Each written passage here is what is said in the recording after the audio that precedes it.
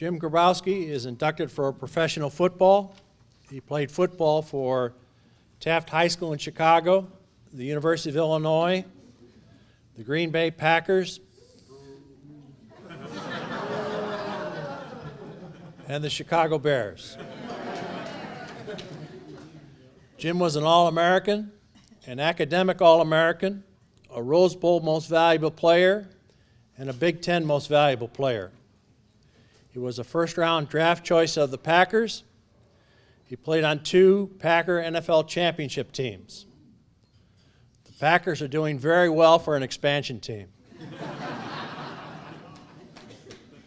Jim is in the Academic American Hall of Fame, the Polish American Sports Hall of Fame, the Chicago Sports Hall of Fame, and the National Football Foundation College Hall of Fame.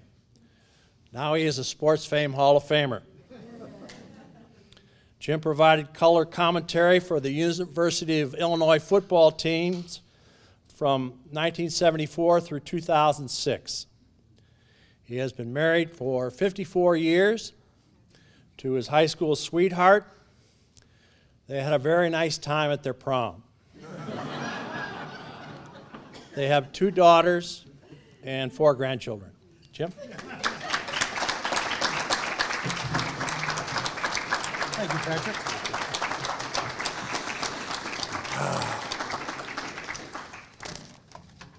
You know, I noticed every speaker before me was off the cuff. They got out up here and just spoke.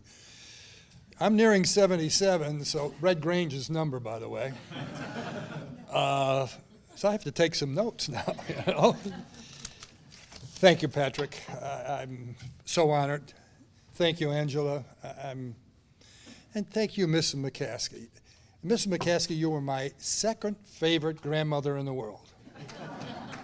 That lady there is my #1 favorite grandmother in the world, but you're my very favorite great-great-grandmother. Okay.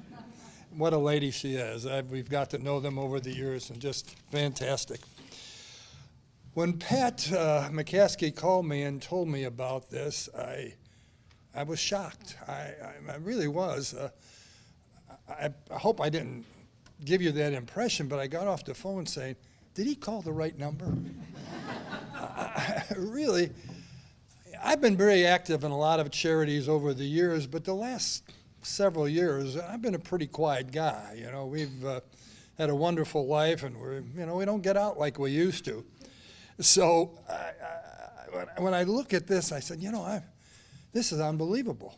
And then when I look at the honor roll here of the players like Rich and Bill and everybody here, I said, you know what, it's pretty humbling.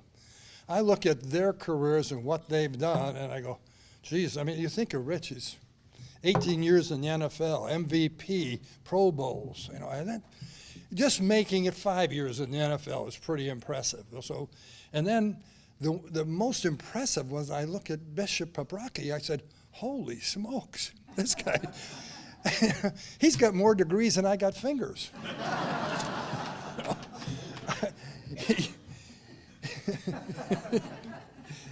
He runs marathons, 24 marathons, unbelievable. I'm just, I walk about a marathon a week. Does that kind of put you in the same category? That's really something. He understands 4 languages. He speaks 4 languages. He understands Latin. I understand a lot of Latin myself. Vini, vidi, vici. Golia est omni divisa in partes tres. Very good. That was from Mr. Blaharski in high school, and we read the Gallic Wars. That's the first couple sentences of the Gallic Wars for all you Latin students. So anyway, this is very humbling for me to be up here. It really is, And I'm in the 4th quarter now of my life, and I think it's kind of natural to reflect back of where this all started. How did I get to where I was? It's hard to know that you're in the 4th quarter, isn't it? Well, I don't know, Pat. You're probably not. But as I look back, I know that I have been surrounded by people of faith my whole life. My mother went to Mass every day.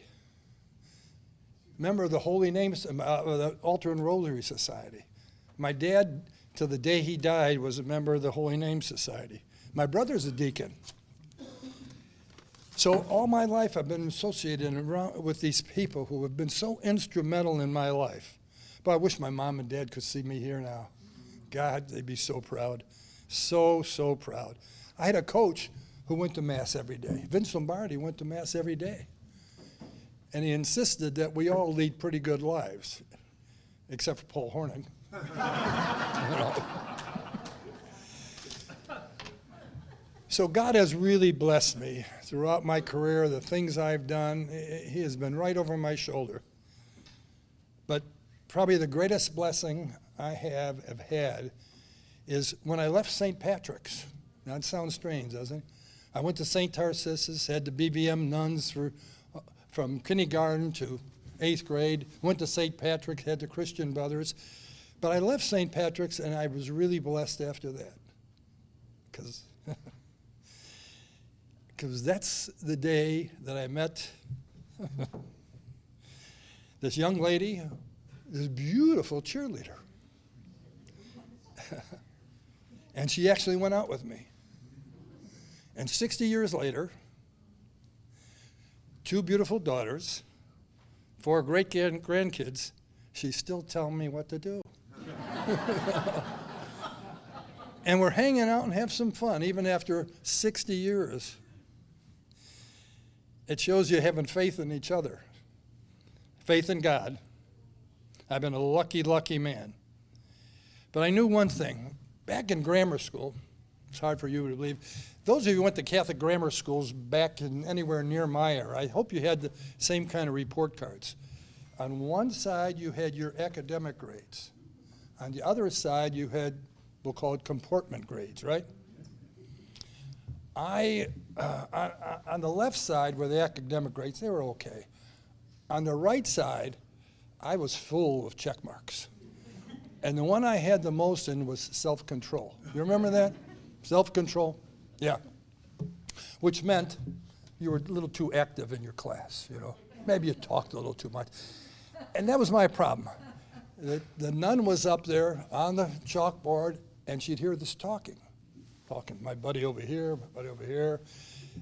And I also had a little girlfriend back in 4th grade, too. And they turn around and, you know, they point out at me.